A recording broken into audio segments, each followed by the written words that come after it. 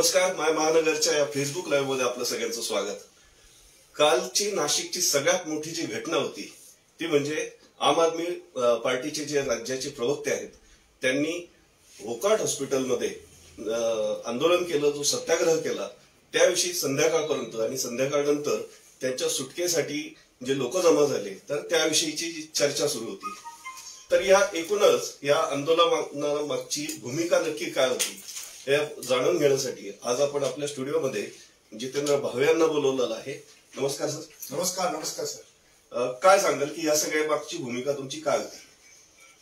लूट चालू आहे, अवाजवी रक्कम, वाढीव रक्कम असे दोन गोंडस नावं दिलेले त्या लुटीच्या रकमेला। आम्ही त्या लुटीच्या रकमेला दरोड्याची रक्कम, लुटीची रक्कम, फसवणुकीची रक्कम, लुबाडणुकीची रक्कम असं म्हणतो। आज त्या आरोग्य क्षेत्राकडे पाहण्याचा दृष्टिकोन सगळा बरबटलेला आहे आणि मला खूप मी निगेटिव्ह बोलतो असं म्हटलं जातं, पण सर तुम्हाला मी दाव्याने सांगतो 100 रुग्ण असतील तर 100 रुग्णांपैकी किती रुग्णांची फसवणूक होते तर त्याचं शुद्ध उत्तर असं आहे, मी खूप डेअरिंगनी बोलतोय, खूप जबाबदारीने बोलतोय, 100% रुग्णांची फसवणूक होते। या न त्या कारणाने होते। IMA नाशिकनी या संदर्भामध्ये खुलासा करावा की नाही होते असं सांगावं मला त्यांनी। तर हे जे चॅलेंजेस या आरोग्य क्षेत्रामध्ये आलेले आहेत, दिल्लीचं आमचं आरोग्य सेवेचं जे मॉडेल आहे ना सर, माझा जरी ऍक्सिडेंट झाला दिल्लीत, मी महाराष्ट्रीयन असलो तरी, तर मला जो माणूस उचलून दवाखान्यात दाखल करेल, कोणत्याही दवाखान्यात, कुठल्याही कॉर्पोरेट दवाखान्यामध्ये दाखल करायचंय, माझा सगळा खर्च दिल्ली सरकार करतं आणि मला दाखल करणारा जो माणूस आहे ती मसिया नावाची काहीतरी स्कीम, फरिश्ता नावाची स्कीम आहे ती 2000 रुपये मला उचलून नेऊन टाकणाऱ्याला 2000 रुपये ताबडतोब रोख रक्कम मिळते आणि ती रक्कम आजपर्यंत कुठल्याही फरिश्त्याने घेतलीच नाही। असे मिरॅकल करणारं आमचं जे सरकार आहे त्या सरकारच्या माध्यमातून ते सरकारचं आरोग्याचं धोरण समोर ठेवत ही जी आरोग्य क्षेत्रात चाललेली रुग्णांची आणि त्यांच्या नातेवाईकांची जी लूट आहे ती थांबवण्यासाठी म्हणून ऑपरेशन हॉस्पिटल टीम ही 23 मार्च 2020 ला तिचं कामकाज सुरू झालं आणि पहिल्याच बिलामध्ये 9.5 लाखाच्या बिलात 8 लाख रुपयाची रक्कम आपण त्या रुग्णाला मिळवून दिली परत। तर ते काम तिथून सुरू झालं आणि आता दुसऱ्या लाटेमध्ये आता आपण ते काम पुन्हा सुरू केलेले जोरदार अशी परिस्थिती आहे। पण हे ऑपरेशन हॉस्पिटल चळवळीचं जर आता ह्या सगळ्या कोरोना काळातलं जे काम बघितलं तर हा अजेंडा हा पक्षाचा अजेंडा होता की आता जी परिस्थिती निर्माण झाली तर त्यामुळे हा तुम्ही काम हाती घेतलं, नक्की काय आहे यामध्ये? हे सगळं ऍक्सिडेंटली अपघाताने घडलेली गोष्ट आहे। एकीकडे शिक्षण आणि आरोग्यावर काम करत असलेले आमचे दिल्लीचे मुख्यमंत्री अरविंद केजरीवाल, तर ते डोक्यात असतच ना, आता माझा चेहरा तुम्ही किती ऑपरेशन हॉस्पिटलला नुसता चिटकवला जरी तरी लोक काय म्हणतील, जितेंद्र भावे आम आदमी पार्टीचा प्रवक्ता, असं होणारच आहे ते। आणि आम आदमीचं बोलायला लागलं तर लोक म्हणतील ऑपरेशन हॉस्पिटल चळवळीचा प्रवर्तक किंवा समन्वयक, असं होणारच आहे ते। तर त्या गोंधळात आपण फारसं न पडता जनतेला जे व्यवस्थित वाटतं त्या पद्धतीने जनतेचं काम करणं गरजेचं आहे। आता माझ्या सोबत मनसेचे 2-4 लोक होते, भाजपचे 1-2 लोक होते, आम्ही तो काही पक्ष अभिनिवेश काही बाळगला नाही आणि आम्ही एक सामान्य माणूस म्हणून काम केलं, सामान्य नाशिककर म्हणून सुद्धा नाही, सामान्य माणूस म्हणून काम केलं। कारण आम्ही इथून गोळी मारलेली नागपूरला, तिथं लोकांचे पैसे वाचले, आम्ही इथून गोळी मारली मालेगावला लोकांचे पैसे वाचले आणि आम्ही इथून गोळी मारली हैदराबादला प्रेत मिळालेले आहे। आतापर्यंत आम्ही 16 प्रेत सोडवली साहेब आणि त्या प्रेतांची जी काही बिलं आली ते माणसं जी दगावली त्यांच्या बिलांमध्ये प्रचंड भ्रष्टाचार सापडलेला आहे।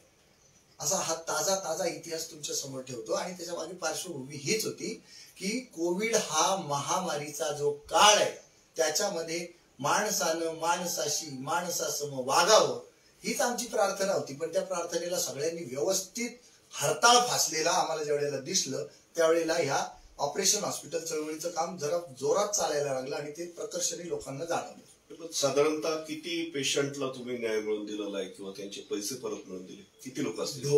ढोबळमानाने 300-400 बेनिफिशियरी आहेत आमचे आणि साधारण 4-5 कोटी रुपये आम्ही प्रत्यक्ष स्वरूपामध्ये लोकांचे वाचवलेले आहेत आणि अप्रत्यक्ष स्वरूपामध्ये लोकांनी फोनवर आमचं नाव वापरत असे साधारण 8 ते 10 कोटी रुपये वाचवलेले आहेत आणि आता त्याचं कलेक्शन करायचं काम सुरू आहे। आम्हाला एक जण आठवत आहेत, आता आठवत आहेत म्हणजे काय, कालचा आश्चर्याचा धक्का, मुंबई नाका पोलीस स्टेशनच्या बाहेर माझ्या समर्थनार्थ जे लोक आलेले होते ना सर, त्याच्यातले 30 ते 40% लोक ज्यांचे पैसे वाचलेले होते ते फक्त आणि फक्त त्या आपल्याला केलेली जी मदत आहे त्याची जाणीव ठेवून फक्त जाणीवे करता ती लोक आलेली होती. असं एक सुंदर चित्र आम्हाला बघायला मिळालेलं आणि अशा पद्धतीने लोकांचे पैसे वाचले. पण नाण्याला दोन्ही बाजू असतात. आपल्या चळवळीविषयी जसं लोक भरभरून कौतुक करतायत तसं काही लोक आहेत जे टीका करतायत किंवा फेसबुकवर त्यांचे स्टेटमेंट टाकतायत. आजच मी एक स्टेटमेंट वाचलं होतं की माणूस म्हणून खूप चांगला आहे, परंतु हे जे काम करण्याची पद्धती ती चुकते असं म्हटलं जातंय. विशेषतः डॉक्टर लॉबीकडनं असं म्हटलं जातंय की न्यायदानाची प्रक्रिया तुम्ही कशी हातात घेऊ शकता, तुम्ही आंदोलन करू शकता, तुम्ही ती केस पोलीस स्टेशन पर्यंत नेऊ शकतात आणि पुढचं काम कोर्टाला करू द्या, कोर्टाचं काम तुम्ही हातात कसं घेता. अच्छा, इथं कोर्टापर्यंत जायलाच पाहिजे अशी काही बळजबरी नाहीये. हा सूर्य हा जयद्रथ जर तुमच्या टेबलावरच होत असेल तो करायलाच पाहिजे. याला न्यायदान तुम्ही म्हणत असाल तर हो, मी न्यायदानाचं काम करतो. यात कसलं आलं न्यायदान? मी तुमच्याकडे आलो, तुमच्याकडे माझे आर्थिक व्यवहार आहेत काही, आणि त्या आर्थिक व्यवहारांची जी बोलणी आहे ती आपण समोरासमोर बसून करत असू, ती बोलणी तुम्हालाही पटते मलाही पटते, व्यवहार पूर्ण होतोय. याच्यात कसलं आलं न्यायदान? आणि आम्ही विचारलेल्या प्रश्नांची तुम्ही थेट उत्तरं देत असाल, सगळ्या शंकांचं निरसन होत असेल, तुम्ही त्या रकमेवर आणि आम्ही त्या रकमेवर जर आपण सहमत होत असू तर कुठे येतं त्याच्या न्यायदानाचा विषय? आमचं थेट म्हणणं आहे उलट न्यायालयात ह्या गोष्टी गेल्या पाहिजे. आम्ही जर 2-2, 2.5 लाख, 4-4 लाख, 5-5 लाख रुपये जर लोकांचे वाचवतोय तर आमचं सरकारला म्हणणं आहे की 5 लाख रुपये मिळाले तर तो हात अडकले, दगडाखाली हात अडकलेला रुग्ण किंवा त्याचा नातेवाईक पटकन पैसे घेतो आणि निघून जातो. अर्थात ते पैसे काय हातात मिळत नाही, त्याच्या ते अवास्तव लावलेलं, अव्वाच्या सव्वा लावलेलं जे बिल आहे ते फक्त कट होतं. त्यामुळे प्रत्यक्ष स्वरूपामध्ये पैशांची देवाणघेवाण त्यात नसते. तर लोक पैशाचं काम झालं की निघून जातात आणि आम्ही जी केस उभी करण्याचा जो प्रयत्न करतो त्याच्यामध्ये त्यांचा असहकार सुरू होतो. कारण त्यांचं असं म्हणणं असतं भीक नको पण पुत्रावर, म्हणून ते कायद्यापर्यंत पोहोचत नाही. आणि शक्यतो कुठलाही तंटाबखेडा उभा राहिला तर आपली एक साधारण प्रचलित पद्धत अशी आहे की कोणाविषयी बोलण्यापेक्षा ज्याच्याविषयी बोलायचे त्याच्याशीच बोला, म्हणून आम्ही त्याच्याशीच बोलायला गेलो. आणि त्याच्याशी बोलल्यानंतर जे लोक मानले नाहीयेत त्या लोकांचा आम्ही थेट त्याच्या केबिन मधनं डायरेक्ट आम्ही लाईव्ह केलेलं आहे. आणि ज्या लोकांशी आमच्या सहमतीने सगळा व्यवहार सुद्धा पूर्ण झाला तर त्यावेळेला सुद्धा आम्ही बाहेर येऊन सांगितलंय कशावर ते पकडले गेले, कशा पद्धतीनं चोरले पैसे आणि कशा पद्धतीनं आम्ही ते मिळवले, हे सगळं सांगितलंय लोकांसमोर. आणि आम्ही काही न्याय व्यवस्था वगैरे काही नाही आहोत. न्याय व्यवस्था तुम्हाला वाटत असेल तर जरूर आमची न्याय व्यवस्थाच आहे. आणि का बरं त्या मार्गाने जायचं नाही? तर आज या देशातली परिस्थिती अशी आहे की पोलिसांकडे जायला पाहिजे असं कालही पोलिसांचं खूप टुमणं लावलेलं होतं पोलिसांनी. तर त्यांनी आरसा ठेवलेला असतो प्रत्येक पोलीस चौकीमध्ये, पोलीस स्टेशनमध्ये, की त्या शिपायांनी, त्या अधिकाऱ्यांनी त्या आरशामध्ये स्वतःला पाहायचं असतं म्हणतात. तर ते काय नट्टा फट्टा पाहायचा नसतो. दिवसभरात मी शेण किती घाललंय, माझ्या तोंडाला आता उरलेलं शेण किती शिल्लक आहे ते बघण्यासाठी तो आरसा असतो. आणि त्या आरशामध्ये कायम शेणाने माखलेलं तोंडच दिसतं. अशी परिस्थिती आहे. लोकांना न्याय मिळतच नाही. मुंबई नाक्याला आम्ही 2 केसेस केलेले आहेत ना, त्याच्यात तुम्ही काय दिवे लावले हा प्रश्न आहे ना. पोलीस स्टेशनात न्याय मिळत नाही साहेब, कंप्लेंट दर्ज करून घेतली जात नाही, व्यवस्थापनाच्याच बाजूनी बोललं जातं. आणि इथले प्रशासकीय अधिकाऱ्यांना भीती आहे, दवाखाने बंद पडले तर, डॉक्टरांनी काम बंद केलं तर, असं जिल्हाधिकाऱ्यांच्या तोंडून येतं, असं नाशिक महानगरपालिकेच्या आयुक्तांकडनं येतं, पोलीस आयुक्तांकडनं येतं, PI लोकांकडनं येतं. ते कामावरून निघून गेले तर आमचं असं म्हणणं आहे तू नाही तो और सही, और नाही तो और सही. हे तुम्हाला वरवर मी असं उपासना म्हटल्यासारखं वाटेल पण मी खूप गंभीर आहे बरं. तुम्ही जे काही दिवे लावलेत ना कोविडच्या त्या उपचारामध्ये, ते सगळ्या जगाला उघड जर करायचं असेल ना तर तुमचं तुम्ही डोकं लावून सांगा मी असे उपचार केले होते, किती जग हसं होईल, जगात हसू होईल त्या गोष्टीचं. सर त्याच्यात R&D नावाचा प्रकार काही दिसलेला नाही. खूप लोक जीव गमावून बसलेली आहेत. पण साधारणतः सगळ्याच जे हॉस्पिटल्स आहेत जिथे जिथे तुम्ही आंदोलन केले तर आम्ही दुसरी बाजू म्हणून जेव्हा तपासायला जातो तर त्यावेळेला हॉस्पिटलचं म्हणणं असं असतं की ज्यावेळेला रुग्ण दाखल होतो त्यावेळेला तो लिहून देतो आम्हाला की इथले सगळे नियम वगैरे आम्हाला मंजूर असतील आणि त्यावेळेला तो पैसे खर्च करायलाही तयार होतो. आणि जेव्हा त्याला डिस्चार्ज देण्याची वेळ येते, त्या रुग्णाच्या पेशंटला अगदी मरणाच्या दारात नाही आणलेलं असतं, जेव्हा डिस्चार्ज देण्याची वेळ येते त्यावेळेला सगळे पैशाचे इश्यू उभे राहतात आणि मग नंतर हे सगळं सुरू होतं. तर वास्तव परिस्थिती आहे ती, मी त्याच्याशी सहमत आहे. कसं असतं, जीवाचा प्रश्न असतो आणि तुमचे ना 100-1760 नियम आहेत तुमचे, त्या नियमांना ओलांडून ती लोक तुमच्यापर्यंत पोहोचत असतात. कसे बसे ते पोहोचतात. प्रसंगी एक मिनिट कुणाकुणाचा आधार घेऊन ते ऍडमिशन मिळवतात. आणि ज्या वेळेला खरी प्रोसेस सुरू होते, त्याच्या डोक्यात पीपीई किट असतं सर, त्याच्या डोळ्यासमोर दिसतं ते एकच पीपीई किट, आणि 50 पेशंटला त्या एकाच पीपीई किटवर, ती बाई असू दे, तो बुवा असू दे, ती मावशी असू दे, तो मामा असू दे, दिवस काढून घेतात हो. आणि त्या रुग्णाला, त्या 60च्या 60 रुग्णांना, प्रत्येकाला 60 जणांना 60 पीपीई किटचं बिल लागतंय. त्याची मानसिकता ठिकाणावर राहील का? तो फोन करून सांगतो, अहो इथं एकच पीपीई किट आहे. रेमडेसिवियर इंजेक्शन मिळालेलं आहे, ते दिलं की न दिलं, त्या नातेवाईकांना विचारा, तुमच्या देखत आम्ही देतो, तुम्हाला रुग्णाजवळ यायचं असेल तर ते पारदर्शकता मेंटेन करा ना. अडचण काय? आणि ह्या सगळ्या गोष्टींचा त्याच्यावर मानसिक आघात होत होत होत होत तो ज्या वेळेला रिपेअर होतो, आणि त्या रिपेअर होता होता त्याच्यावर जेवढे आघात झालेले असतात ना, त्या आघातांचा त्याचा पूर्ण परिपाक म्हणजे तो म्हणतो मग ह्याचे कसे झाले. कारण कालच्या केसमध्ये असं आहे, 350 रुपये डॉक्टरची व्हिजिटिंग फी आहे. डॉक्टर 4 वेळा येऊन गेलाय सर. 350, 350, 350, 350 किती पडतं तुम्हाला? त्या कॅम्पस मधला डॉक्टर आहे, तो 4 वेळेला रुग्णाला बघतोय. कशासाठी बघतोय? ऑब्झर्वेशन नोंदवायचे आहेत त्याला. तुम्ही 4 वेळेला पैसे लावाल का? कसं सहन करावं? ते मेडिकल रजिस्ट्रार नावाची काय कन्सेप्ट आहे, मी अज्ञानी आहे, मला जाहीर करायला काही शरम वाटत नाही, पण मेडिकल रजिस्ट्रार असे ते 2 शब्द आहेत, त्याच्या पुढे 1200 रुपये रक्कम लागलेली. ती 1 नाही 2 नाही, सरलाट 7 ते 8 वेळेला लावलेली आहे. तर तुम्हाला माहिती असेल तर सांगा मला, मेडिकल रजिस्ट्रार 1200 रुपये. आणि ज्या HRCT साठी या देशामध्ये कायदा तुम्हालाही लागू आहे, मलाही लागू आहे, कटारिया साहेबांना आपल्या एजन्सलाही लागू आहे. तर मग HRCT 2500 जर तुम्हाला पडते, मला पडते, ह्यांना पडते, सगळ्या जगात, सगळ्या देशाला जर सांगितलं 2500 घ्यायचे, हे हत्तीच्या कानातनं पडलेत का? 5100 रुपये लावलेच आहे. कसं सहन करावं? आणि त्याच्यामध्ये मोडस ऑपरेंडी अशी, मोडस ऑपरेंडी फार जबाबदारी शब्द वापरतो, कारण आता गुन्हेगारी जगतामध्ये हॉस्पिटल व्यवसाय गेला.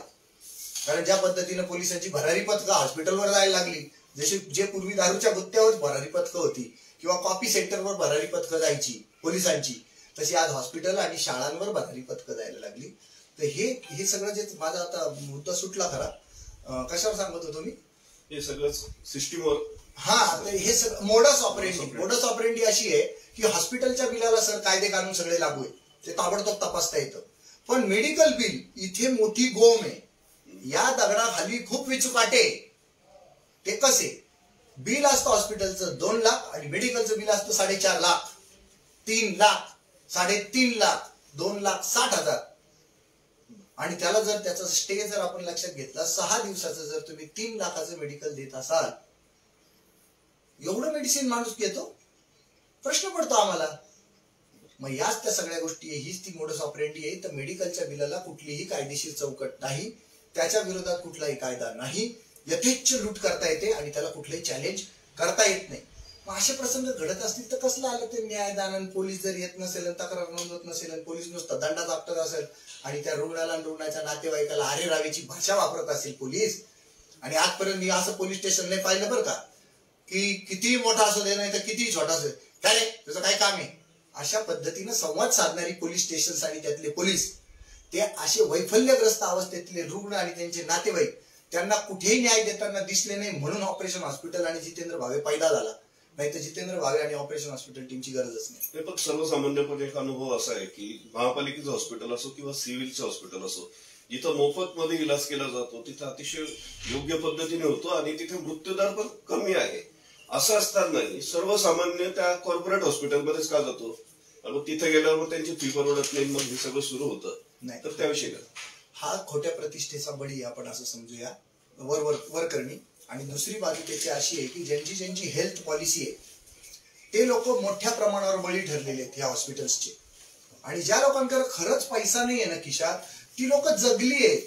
त्या सिव्हिल हॉस्पिटल मधली प्रचंड घाण, त्या बिटको हॉस्पिटल मधली प्रचंड घाण, अव्यवस्था, त्याच्यामध्ये लोक विल पॉवरच्या जोरावर जगलेली आहेत. आणि काही विल पॉवरच्या जोरावर मेडिकल इन्शुरन्स असताना सुद्धा काही लोक जगली आहेत.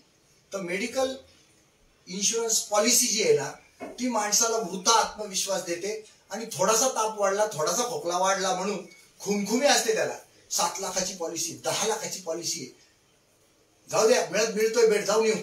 पण त्याच्या हे डोक्यात येत नाही की तिथं जे वातावरण आहे त्या वातावरणाचा माझ्यावर काय काय परिणाम होतो. शेजारी पाजारी टपाटप मरत असतात लोक, त्याचा आपल्यावर परिणाम होतो. या गोष्टींचा परिणाम होतोय त्याच्यावर. आणि या सगळ्या गोष्टींमुळे सुद्धा लोक कॉर्पोरेट हॉस्पिटलकडे जास्त वळत आहेत असं मला वाटतं. त्याच्यामध्ये मतमतांतर होऊ शकतं. नाही, हे योग्यच आहे, पण कोरोनाच्या काळापुरतं हे सगळं असेल, पण त्यानंतर मात्र असं काही आपला प्रयत्न असेल का की जे महापालिकेचे आहे किंवा शासकीय रुग्णालय आहे तर इथली व्यवस्था जर व्यवस्थित झाली सगळी, तिथं अबाधित असेल सगळं, सुव्यवस्थित असेल सगळं, तर एकदा सर्वसामान्यांना कॉर्पोरेट हॉस्पिटलमध्ये जावंच लागणार आहे. यासाठी आता काही प्रयत्न होतील? जरूर प्रयत्न होतील. आता कॉर्पोरेट हॉस्पिटलकडे आणि खाजगी हॉस्पिटलकडे लोकांचा कल हळूहळू कमीच होणार आहे, कारण लोक कफल्लक झाली आहेत. आणि आता मात्र सरकारी हॉस्पिटल्सला आपला परफॉर्मन्स वाढवावा लागणार आहे आणि जनप्रतिनिधींवर ह्याचा प्रचंड दबाव आहे. तुम्हाला वाटतंय काल मी कॉर्पोरेट हॉस्पिटलच्या विरोधात आंदोलन केलं, पण तसं नाहीये. आम्ही शासकीय यंत्रणांना सुद्धा कटघऱ्यात घेतलंय आणि ह्याची जाणीव त्यांना चांगली आहे, व्यवस्थित जाणीव झालेली त्यांना. कारण सिव्हिलमध्ये ज्या वेळेला 8,100 रुपयाला इंजेक्शन विकलं गेलं त्याच्यावर 5,700 रुपये प्रिंट प्राइस होती. 5,700 का 6,700, 2,000 रुपयाचा फरक होता. ते सुद्धा आम्ही पकडले. तुमच्या सरकारी रुग्णालयातल्या ज्या काही कमी आहे, खामी आहे, त्या सगळ्या शोधल्या, लोकांना सांगितलंय. आणि मुळात आता या ऑपरेशन हॉस्पिटलमुळं आणि आमच्या डोक्यातलं जे आम आदमी पक्षाचं आरोग्याचं जे मॉडेल आहे ते लोकांपर्यंत इतकं पोहोचलंय, लोक झाले जागरूक. त्यामुळे आता कॉर्पोरेट हॉस्पिटलला पारदर्शक, स्वच्छ, प्रामाणिक, वेगवान कारभार करावाच लागेल. खाजगी डॉक्टरांना सुद्धा ते करावंच लागेल, त्याला पर्याय नाही. नाहीतर आज तुमची विश्वासार्हता जर 70% कमी झाली असेल ते उद्या नक्कीच 90% कमी होईल. नक्कीच. मी थोडासा राजकीय विषयाकडे जातो. आता साधारणतः 6 ते 7 महिन्यावर महापालिकेचं इलेक्शन येऊन ठेवलेलं आहे आणि आम आदमी पार्टीची सगळी तयारी झालेली आहे. तुम्ही यापूर्वीच डिक्लेअर केलंय की आम्ही यंदा महापालिका लढवणार आहोत. तर त्या कॅपॅसिटीचे तसे केपेबल उमेदवार तुमच्याकडे आहे का? तुम्ही काही आमंत्रित करणार का अन्य लोकांना? कारण कालपासून खूप लोक तयार होत आहेत, आता उमेदवारी करायलाही तयार होत आहेत, एक समूह तयार होतोय, काम करायला तयार होत आहेत. अनेकांना उमेदवारी करायची नाही पण आपचं काम करायचंय. तर काय तुम्हाला काय वाटतं? आता हे तर काय आम्हाला मस्तपैकी प्लॅटफॉर्मच मिळालेला आहे. ऑपरेशन हॉस्पिटल टीमच्या माध्यमातून इतकं काम झालेलं आहे आणि माझा चेहरा किती बदलला, मुखवटा किती बदलला, तरी शेवटी तो भावे फोडला आणि फाडला तरी तो आम आदमी पार्टीचाच निघतो.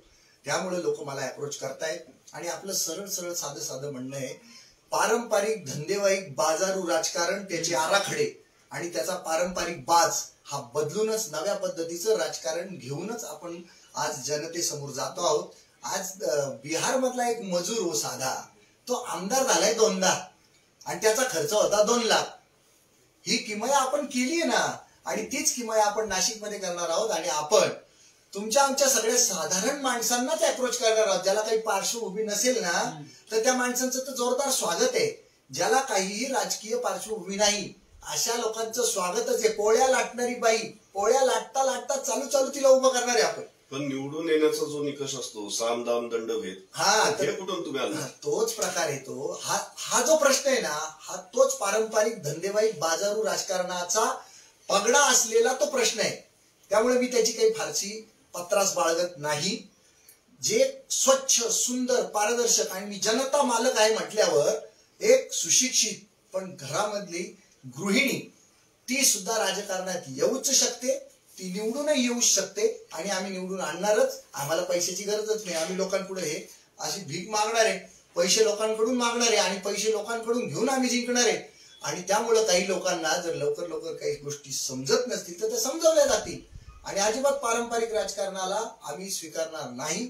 त्याला उभा आडवा छेद देण्यासाठी आम्ही जन्माला आलो आहोत. राजनीति की सच्ची परिभाषा हम समझाने आए हैं और व्यवस्था परिवर्तन करके ही रहेंगे. सत्ता परिवर्तन आमच्यासाठी टार्गेट नाही, व्यवस्थाच बदलायची. आणि आज हे ऑपरेशन हॉस्पिटल हा जो प्रकार सुरू आहे तो व्यवस्था परिवर्तनाच्या दिशेने चालणारच पाऊल आहे.